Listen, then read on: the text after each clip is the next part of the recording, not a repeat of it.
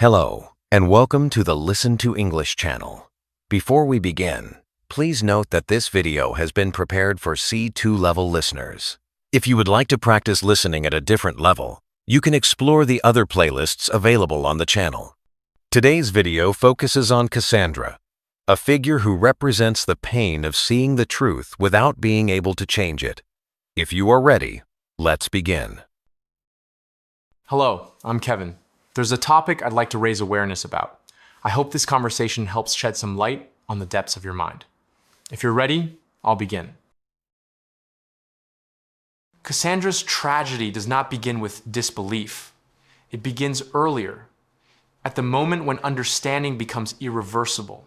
To see clearly is often described as a form of awakening, yet awakening is only liberating when it is followed by agency. Cassandra possesses awareness without influence, insight without leverage, truth without consequence. Her punishment is not that others do not believe her, but that she must continue to know. Unlike figures who act blindly and suffer later, Cassandra suffers in advance. Every event reaches her consciousness before it reaches reality. The future arrives already exhausted, already mourned. This temporal dislocation is crucial. She does not live in the present like others do. She lives ahead of it, watching inevitability unfold in slow motion, unable to intervene. Awareness, in this sense, becomes a form of captivity. Modern culture often treats clarity as an unquestioned good. We assume that if someone understands the system, the relationship, the pattern, they will naturally escape it. Cassandra disproves this assumption. Knowing does not equal power. Sometimes, knowing simply sharpens the edges of helplessness. Her voice exists in a strange space. It is accurate, precise, internally consistent, and yet socially void. No feedback loop confirms it. When truth is spoken and repeatedly ignored, language itself begins to collapse. Words lose weight. Meaning detaches from outcome. Cassandra continues to speak, not because she believes she will be heard, but because silence would be a deeper erasure. This is where the myth shifts from prophecy to psychology. Cassandra is not merely predicting events. She is trapped in a condition familiar to many modern minds. Overthinking, emotional foresight, pattern recognition, these abilities are often praised, yet they become unbearable when paired with immobility. To anticipate pain without the capacity to prevent it is not wisdom, it is sustained distress. There is also a moral burden attached to her awareness. Knowing what will happen creates an obligation to warn others, even when warnings fail. Cassandra is forced into an ethical loop: speak and be dismissed, or remain silent and become complicit. Neither option offers relief. This is the quiet cruelty of insight. It demands responsibility without granting authority. Her isolation is therefore not social alone. It is existential. She cannot unsee what she has seen. Time does not surprise her. Hope cannot fully form because its collapse is already visible. In this state, emotional numbness is not a defense, but a necessity. Feeling everything in advance would be unbearable. Cassandra's myth endures because it reflects a structural imbalance that still exists today. Many people understand their situation clearly in relationships, institutions, systems, yet remain unable to change it. Awareness becomes a witness, not a weapon. And like Cassandra, they are often told that if they truly understood, they would act. The myth quietly answers. Sometimes understanding is precisely what makes action impossible. Cassandra's awareness does not collapse suddenly. It erodes her slowly through repetition. Each time she speaks and nothing changes, her certainty remains intact, but her position weakens. This distinction matters. Truth does not disappear when it is ignored. It simply loses its ability to intervene. Over time, this creates a psychological split. Knowing becomes internal. action becomes external, and the two no longer meet. In modern terms, this split often appears as overthinking. Not the casual kind, but the sustained, analytical awareness of patterns that cannot be altered. The mind begins to simulate outcomes repeatedly, not to prepare for action, but because there is nowhere else for the insight to go. Thought circulates without release. This is not rumination by choice. It is cognition without exit. People in this state are often advised to stop thinking so much, as if awareness were a switch that could be turned off. Cassandra reminds us that once perception reaches a certain depth, it becomes irreversible. You cannot unknow what you already understand. You cannot return to innocence by force.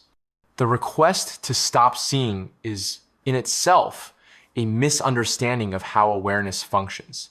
This is especially visible in relationships. Many individuals recognize patterns of neglect, imbalance, or emotional absence long before they leave. They stay not because they are confused, but because clarity does not automatically generate courage, resources, or alternatives. Awareness creates tension, not resolution. To know that something is harmful does not mean one is ready or able to dismantle it. Cassandra's foresight operates in the same way. She does not doubt her visions. What she doubts over time is the value of expression. When speech repeatedly fails to alter outcomes, silence begins to feel less like surrender and more like conservation. Yet silence carries its own cost. The unspoken truth does not dissolve. It accumulates. This accumulation changes the internal landscape. Emotional responses become delayed or flattened. Hope is approached cautiously, if at all. Anticipation replaces experience. Life is no longer encountered directly but filtered through prediction. Cassandra does not live events. She endures confirmations. There is also a subtle social punishment embedded in her condition. Others are not merely dismissive, they become irritated. A voice that consistently disrupts comfort, certainty, or momentum is rarely welcomed. Cassandra's accuracy makes her inconvenient. Over time, inconvenience is reframed as instability, negativity, or exaggeration. The truth teller is not challenged on facts, but on tone. This dynamic is deeply familiar in modern systems. Whistleblowers, emotionally perceptive partners, critical thinkers within rigid structures all often experience a similar reframing. The issue is no longer what they say, but that they say it at all. Awareness becomes socially isolating, not because it is wrong, but because it refuses to align with collective denial. As this isolation grows, powerlessness deepens. Cassandra's tragedy is not passive. She continues to see, to know, to understand. But understanding without influence becomes exhausting. The mind remains active, while the body remains still. This imbalance drains energy over time, leading not to collapse, but to quiet withdrawal. Importantly, Cassandra is not naive about her situation. She does not expect belief anymore, yet she cannot fully detach from responsibility. This creates a paradox. She knows her warnings will fail, but she also knows that remaining silent would betray her awareness. The result is a life lived in moral tension without resolution. This tension explains why awareness does not always feel empowering. In certain contexts, it increases vulnerability. To see the structure clearly while being trapped inside it is not liberation. It is exposure. And exposure without protection is psychologically dangerous. Cassandra's story forces a difficult question. If awareness cannot change the outcome, what is it for? The myth does not offer comfort here. It suggests that awareness is not always a tool. Sometimes it is simply a condition, one that must be carried rather than used. This reframing is unsettling, especially in cultures that equate insight with control. Cassandra breaks that equation. She shows that understanding can coexist with helplessness, and that clarity does not guarantee escape. In doing so, she reveals a quieter truth. Freedom requires more than knowing. It requires alignment between perception, agency, and timing, a combination she is never given. Cassandra's condition becomes most severe not when she is ignored, but when she is understood too late. This is where powerlessness sharpens into something more painful than invisibility. When events unfold exactly as foreseen, recognition arrives without repair. Validation appears only after damage is irreversible. In psychological terms, this creates a delayed alignment between truth and reality, one that offers confirmation but no relief. This delay is crucial. Being proven right does not restore agency. It does not return lost time, undone harm, or missed alternatives. Instead, it reinforces a sense of futility. The mind learns that accuracy is not a form of protection. On the contrary, it can become a burden because it obliges the individual to carry consequences that others encounter only when it is too late. In modern life, this pattern appears in systems that reward reaction but resist prevention. Warnings are dismissed as pessimism, concerns are reframed as anxiety, foresight is treated as discomfort rather than intelligence. Only after failure becomes visible does awareness gain legitimacy, and by then, it no longer matters. For the individual, this produces a specific psychological fatigue, not burnout from overwork, but exhaustion from anticipation. The nervous system remains alert, waiting for outcomes it already expects. This constant readiness, without the possibility of intervention, creates chronic tension. The body prepares for impact again and again, with no opportunity to redirect the course. This is why overthinking is not always excessive thinking. Sometimes it is unresolved thinking. Thoughts repeat because nothing external absorbs them. Action would normally discharge cognition. When action is blocked, thought loops instead. Cassandra does not dwell on possibilities. She circles certainties that cannot be acted upon. Over time, this looping reshapes emotional expression. Anger diminishes first because anger implies the possibility of resistance. What replaces it is a colder clarity, not numbness, but restraint. Emotions are still present, but they are measured, controlled, and often withheld. Expression becomes selective because expression has proven ineffective. This restraint is often misinterpreted. Others may describe Cassandra-like individuals as detached, cynical, or overly intellectual. In reality, the restraint is protective. When emotional investment consistently fails to alter outcomes, detachment becomes a survival strategy rather than a personality trait. There is also a moral dimension to this withdrawal. Cassandra does not stop caring because she lacks empathy. She withdraws because caring without impact becomes self-destructive. To feel deeply while remaining powerless is not noble, it is corrosive. The psyche cannot sustain infinite concern without agency. This brings us to the central tension of her myth: responsibility without power. Cassandra knows what is coming, others do not. This asymmetry creates an ethical burden. Should she continue to warn, knowing it will not change anything? Or should she remain silent to preserve herself? Neither option resolves the conflict. Speaking drains her. Silence implicates her. In modern contexts, this appears in relationships where one partner consistently anticipates harm but lacks the leverage to prevent it. It appears in workplaces where systemic issues are visible but unaddressable. It appears in societies where outcomes feel inevitable despite widespread awareness. In all cases, insight exists without authority. This condition quietly reshapes identity.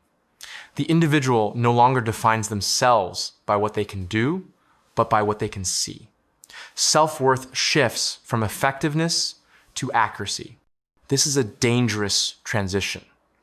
When being right becomes the only remaining measure of agency, the self narrows around observation rather than participation. Cassandra's tragedy deepens here. She is not excluded from the world. She remains fully conscious within it. But consciousness without influence creates a form of internal exile. She lives among others while standing apart from the flow of consequence and change. Importantly, this exile is not chosen. It is imposed by a mismatch between perception and structure. Cassandra does not lack courage, intelligence, or care. She lacks timing and permission. Her voice arrives before others are ready to hear it, and readiness, not truth, determines impact. This challenges a common assumption, that truth naturally asserts itself. Cassandra shows that truth requires conditions. Without receptivity, without power structures that can respond, truth remains inert. It exists, but it does not function. As this realization settles, something subtle happens. Hope recalibrates. It does not disappear, but it detaches from outcomes. Instead of hoping for change, Cassandra-like individuals begin to hope for endurance. The goal shifts from transformation to survival, with integrity intact. This is not defeat. It is adaptation. Yet adaptation comes at a cost. Life becomes narrower, more controlled, less spontaneous. Risks are calculated carefully. Expectations are lowered not out of pessimism, but out of accuracy. In this way, Cassandra's awareness does not free her. It disciplines her. It teaches her to move carefully through a world that resists foresight. And while this discipline prevents collapse, it also limits expansion. The myth leaves us here deliberately uncomfortable. There is no redemption arc, no moment where belief arrives in time. Cassandra remains correct and powerless. And in that unresolved tension, the myth exposes a truth we often avoid. Awareness is not a guarantee of agency. Sometimes it is simply the ability to see clearly while standing still. There is a moment, often invisible from the outside, when awareness stops seeking permission. This is the point where Cassandra's psychology undergoes its quietest shift. After repeated failures to alter outcomes, the mind does not simply give up. It reorganizes. It begins to operate under a new internal logic. If change is unlikely, clarity must be preserved at all costs. This is where awareness becomes solitary. At first, Cassandra speaks to be believed. Later, she speaks to be accurate. Eventually, she speaks only to herself, not out of arrogance, but out of recognition. External validation has proven unreliable. Internal coherence becomes the only stable reference point. This transition is subtle but profound. The individual no longer measures truth by its effect on others, but by its alignment with reality as perceived. Integrity replaces influence. Consistency replaces persuasion. The self becomes an archive rather than an instrument. In modern psychological terms, this often manifests as internalized responsibility. The person feels accountable not for outcomes, but for seeing correctly. Mistakes are not defined by failed actions, but by misjudgments. This creates an unusual form of pressure. The mind must remain vigilant because accuracy has become the final domain of control. This vigilance is exhausting. Unlike anxiety, which is fueled by uncertainty, Cassandra's vigilance is fueled by certainty. She is not afraid of what might happen. She is burdened by what will. The emotional weight comes not from unpredictability, but from inevitability. When outcomes feel fixed, preparation replaces hope. This preparation, however, has no outlet. There is no lever to pull, no decision point that alters the trajectory. So preparation becomes mental rather than practical. Scenarios are rehearsed internally. Conversations are played out in advance. Consequences are mapped long before they arrive. From the outside, this can look like detachment or passivity. In reality, the internal world is hyperactive. Thought compensates for the absence of action. Cognition becomes the arena where control is simulated, even if it cannot be enacted. Over time, this internalization reshapes relationships. Cassandra-like individuals often withdraw not because they dislike others, but because interaction introduces noise. Social exchange requires negotiation, compromise, and emotional modulation. When the individual already carries the weight of foresight, additional unpredictability feels intolerable.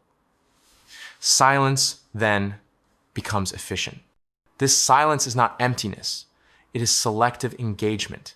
The individual speaks only when precision matters, and often only when asked directly. Spontaneity fades, replaced by caution. Expression is filtered through an internal question: will this change anything? If the answer is no, restraint follows. This restraint protects energy, but it also isolates. The tragedy deepens here because isolation is not the goal. Cassandra does not seek distance. Distance emerges as a byproduct of mismatch. Her internal tempo no longer aligns with the external world. She moves ahead cognitively while others remain anchored in immediacy. Conversation becomes asynchronous. She speaks from the future. Others respond from the present. This temporal misalignment is crucial. Cassandra is not ignored because she lacks clarity. She is ignored because her timing disrupts comfort. Her words introduce consequences before they are emotionally tolerable. And comfort, not accuracy, governs attention. As a result, Cassandra learns something unsettling. Awareness can alienate, not because it is wrong, but because it is premature. This realization forces another adaptation. She begins to delay expression, not to match others, but to protect herself from repeated dismissal. Yet, delaying expression introduces its own cost. When truth is withheld long enough, it loses urgency. The individual risks becoming a passive witness rather than an engaged participant. Observation replaces involvement. Insight replaces intimacy. This is the paradox of deep awareness. It sharpens perception while dulling participation.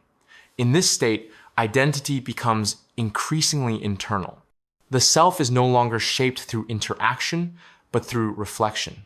Values are refined privately. Judgments are formed silently. Moral positions solidify without dialogue.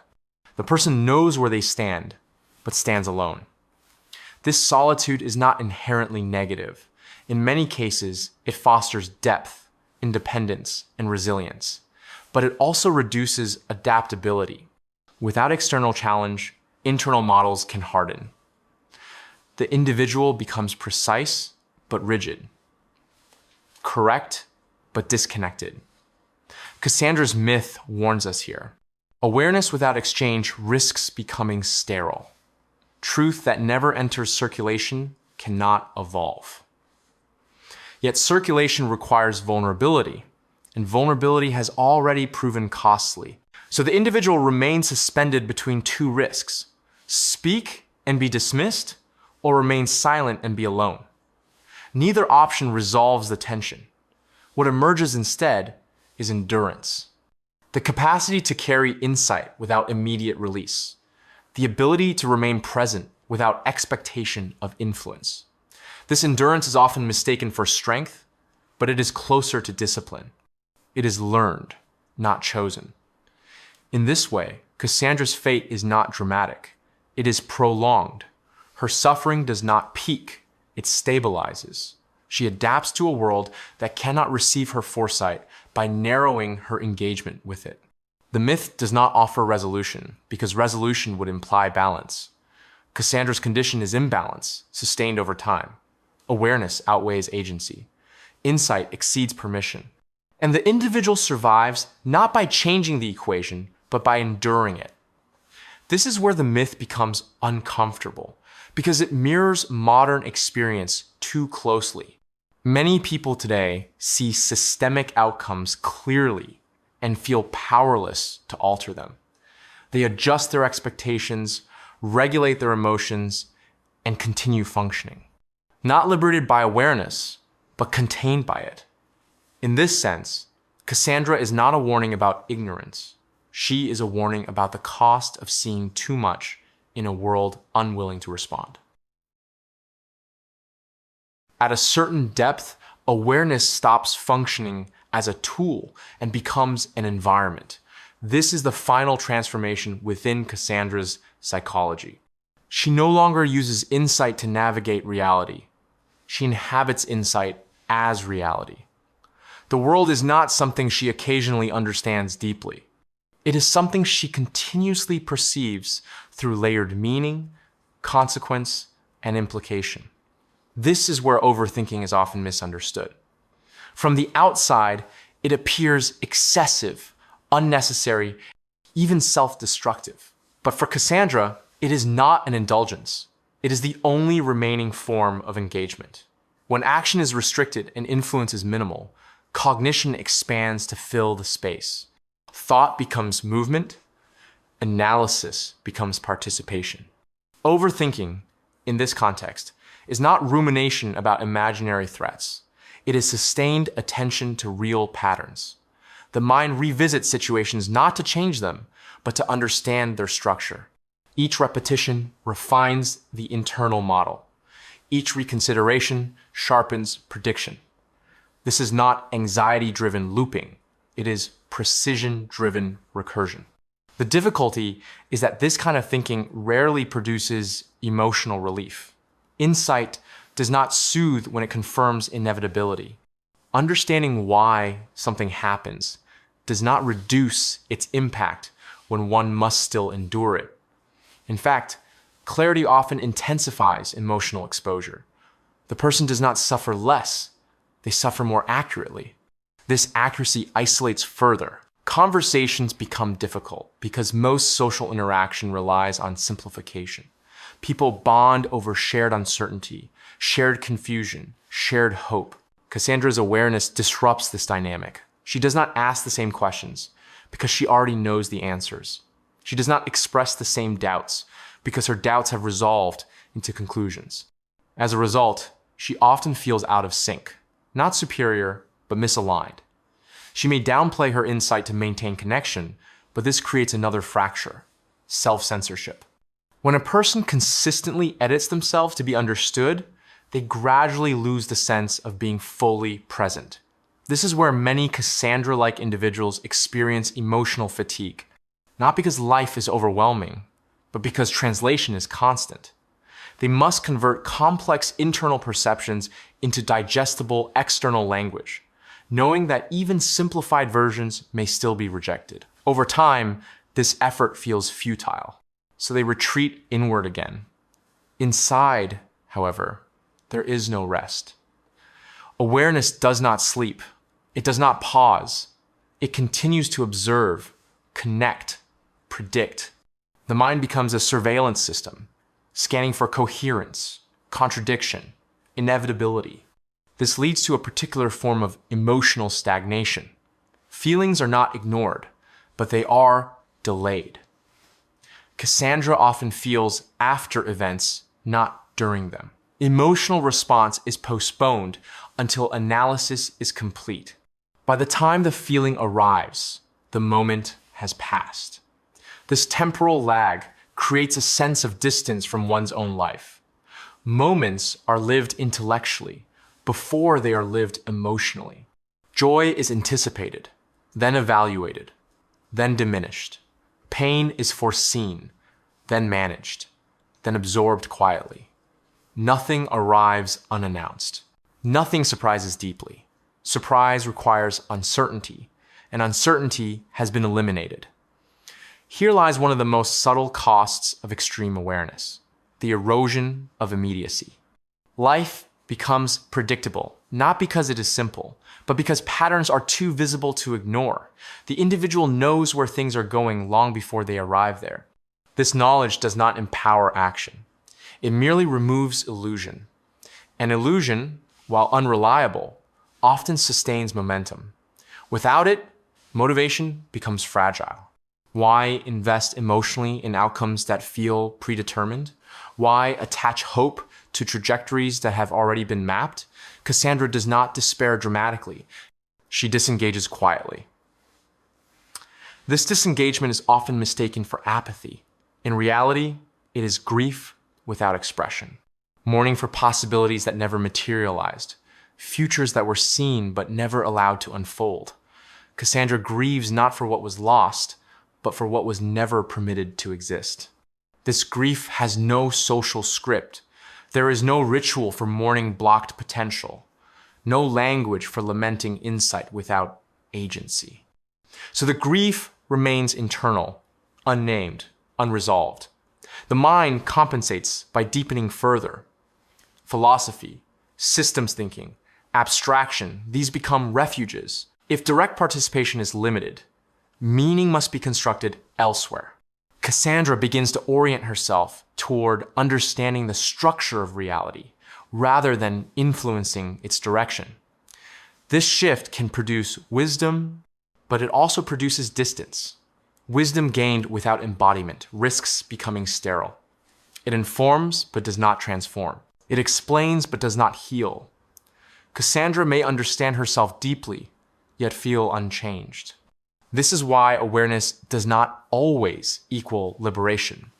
Freedom requires not just seeing clearly, but being able to respond.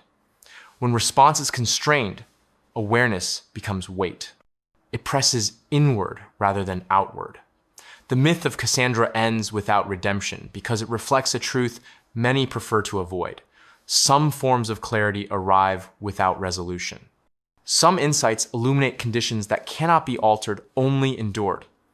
The challenge, then, is not to seek less awareness, but to find ways of reintroducing movement, not necessarily external change, but internal flexibility, the capacity to allow uncertainty back in, to accept partial blindness in exchange for vitality.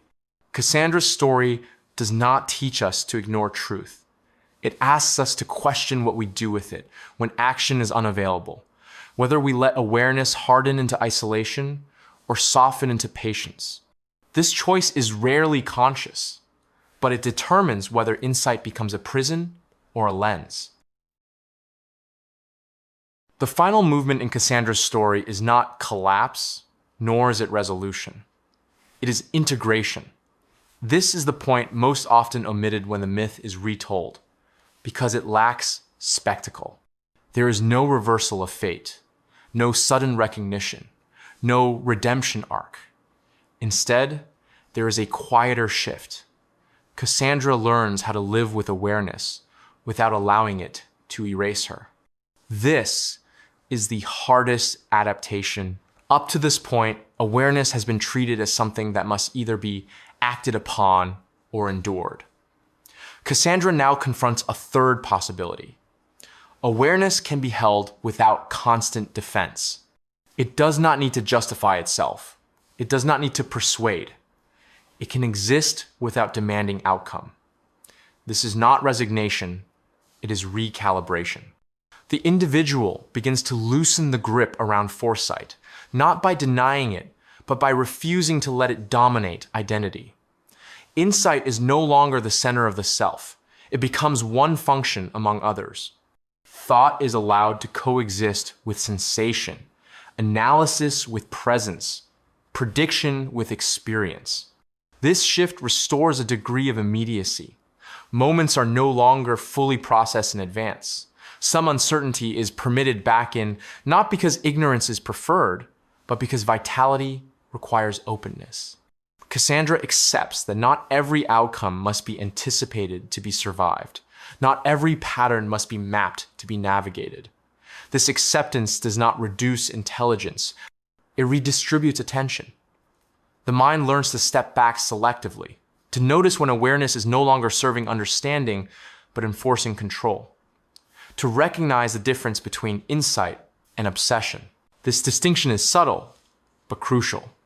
Insight clarifies. obsession constricts.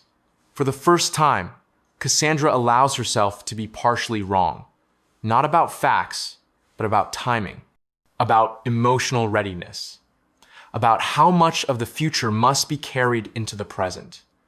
She discovers that some truths can wait without being lost, that silence does not always equal suppression, that restraint can coexist with choice.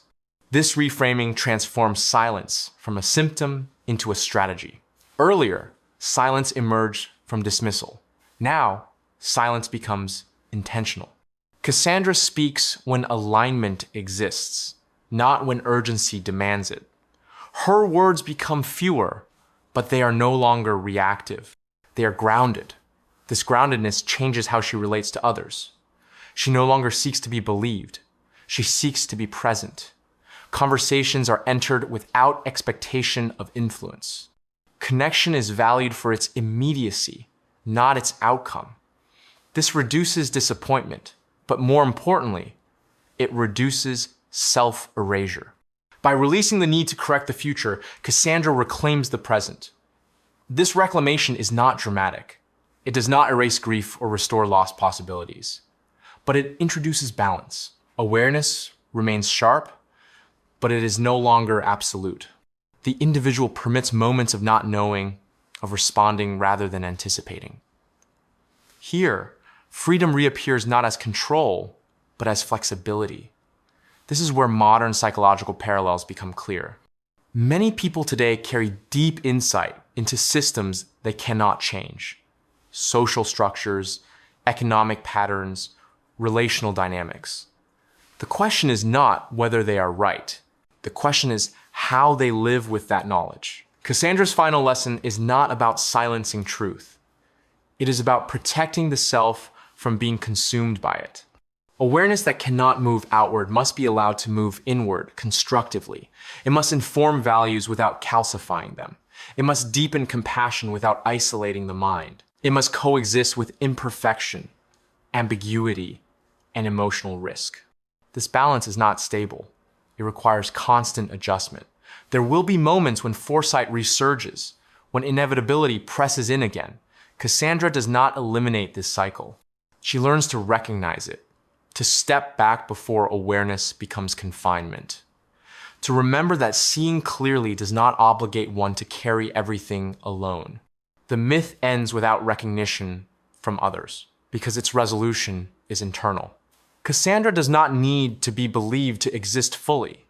She does not need validation to remain intact. Her awareness no longer seeks permission. It simply informs her way of being. In this sense, Cassandra becomes whole not by changing the world, but by changing her relationship to it. She accepts that some truths arrive without power, but not without meaning. That clarity does not always liberate, but it can still guide.